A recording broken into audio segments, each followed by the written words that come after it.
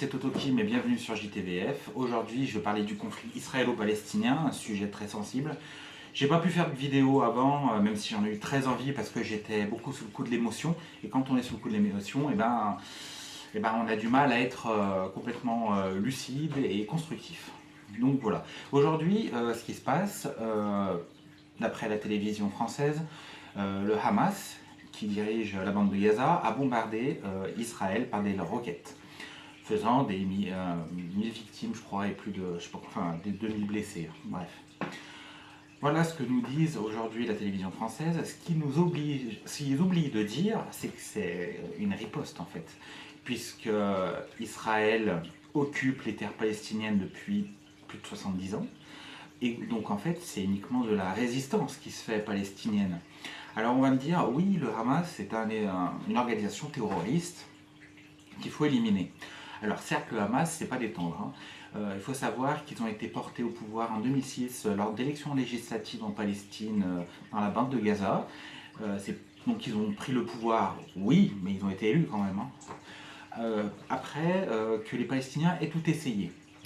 Depuis la création de l'État d'Israël en 1948, les Palestiniens ont essayé de manifester, ont essayé d'appeler la communauté internationale, d'appeler les pays voisins, etc. Rien n'y fait. Donc à un moment donné, ils ont pris, la bande de Gaza a pris une solution radicale en élisant le Hamas au pouvoir. Il faut savoir que le Hamas est terroriste, est un mouvement terroriste d'après l'Union européenne, les États-Unis et l'État d'Israël. Voilà. Si on y réfléchit un petit peu mieux, donc on regarde par rapport au reste du monde, le Hamas est vu comme un mouvement de résistance palestinien. Donc je ne vais pas dire que le Hamas est un mouvement terroriste, puisque ça serait cautionner un petit peu la vision qu'a l'Union européenne, les États-Unis et Israël, qui sont tous pro-sionistes. Voilà. Donc aujourd'hui, je veux parler un petit peu de la Palestine. La Palestine, elle existait autrefois. C'était un État qui a été mandaté par le Royaume-Uni. C'est un pays qui a souffert,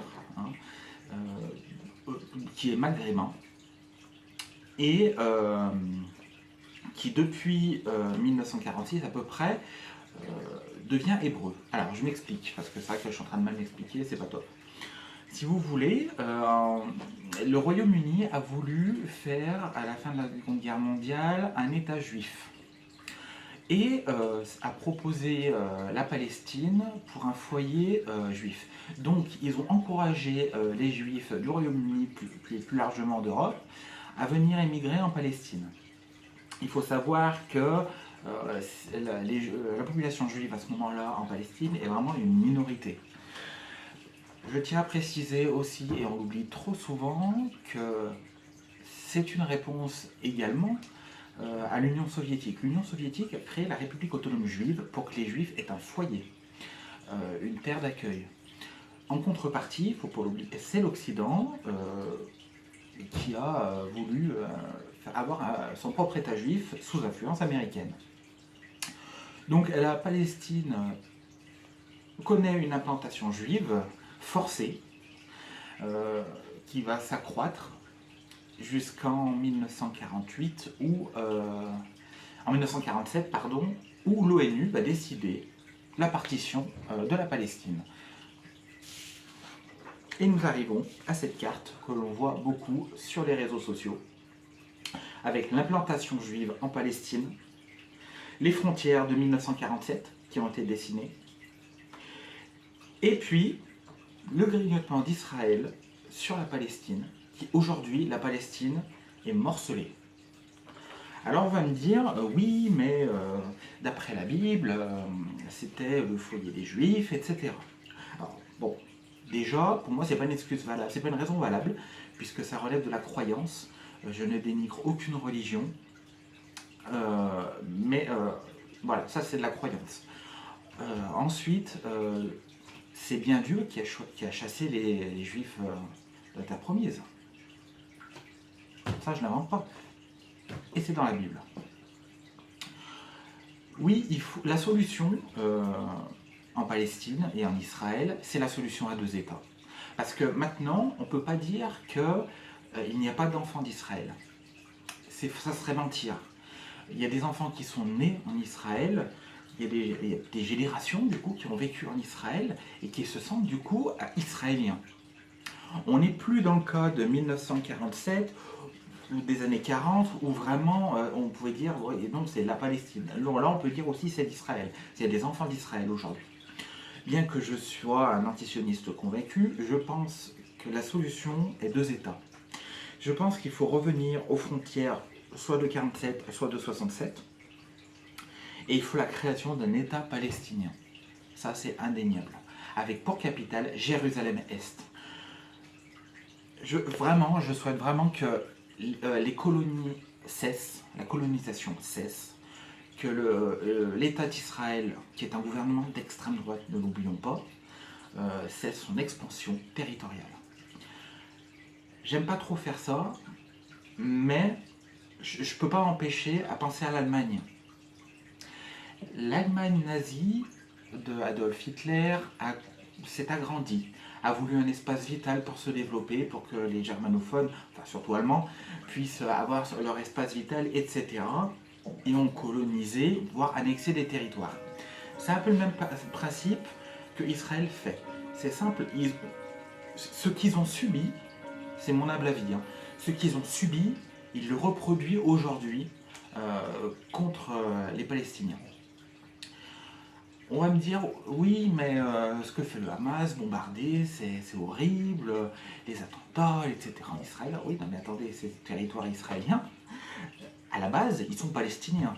Même si on reprend la frontière de 1947, donc de partage de l'ONU, je suis désolé, mais il y a une bonne partie qui est palestinienne quand même, et que Israël a annexé. C'est normal que la population se révolte, vous ne croyez pas? C'est normal que la population manifeste, que veuille récupérer son foyer, sa maison. Imaginez-vous, ou remémorez-vous, la France, notre beau pays. Je suis très fier d'être français. La France, qui pendant la Seconde Guerre mondiale, en 1940, a perdu la guerre, s'est vu toute la zone nord occupée par les Allemands. Qu'est-ce qu'ont fait les Français? Eh bien, ils ont fait des attentats. Ils voulaient libérer la France. Alors certes, on avait un régime fasciste au sud, hein, c'est pas mieux, mais bon. Mais ils voulaient libérer la France. Ils ont résisté face à l'occupation. Puis en 1942, quand l'Allemagne a annexé la France, on a fait un territoire allemand, enfin une colonie plutôt, les Français sont révoltés. Et ce qui est normal. Les Palestiniens font exactement la même chose aujourd'hui. Voilà, bah écoutez, c'était mon petit coup de gueule du jour. J'espère avoir été suffisamment clair. C'est vrai que je suis encore beaucoup dans l'émotion parce que j'ai toujours soutenu la Palestine. Je souhaite que tous les peuples puissent avoir un foyer.